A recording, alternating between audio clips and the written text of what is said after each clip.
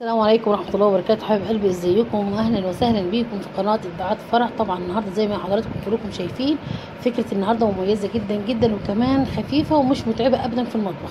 عاملين النهارده فتة العيد. فتة العيد دي بتفكركم طبعا بايام جميلة جدا. طبعا العيد مفيش اجمل من كده ايام. فاحنا كده النهارده ان شاء الله عملنا فتة. طبعا تقولي فين الفتة يا فرح؟ هقول لك ان شاء الله هتلاقيها في قناتي. عامله الفته من الالف للياء، عشان خاطر كده طبعا ما صورتهاش، لانك لو حابه تعملي الفته هتلاقيها ان شاء الله في قناه ابداعات فرح. زي ما انتم شايفين الفته شهيه جدا، بس انا حابه اديك الفكره تقدري ان شاء الله تنفذي بيها احلى فطار ليك ولعيلتك، وكمان خفيف جدا وجميل جدا. وكمان النهارده انا عملته هنا معاكم، عملت جلاش النهارده وحشياه كنافه. شايفين حشيه الكنافه كده ازاي جميله؟ فالكنافه دي انا بس هنا فكره حابه اقول لك عليها.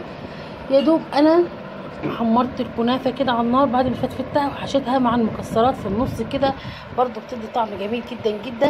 ان شاء الله تعمليها وتنفذيها وتعجبي بيها. يا رب النهارده كده الفكره بتاعت الفطر تعجبكم وتنفذوها، واشوفكم على خير في فيديو جديد. السلام عليكم ورحمه الله وبركاته.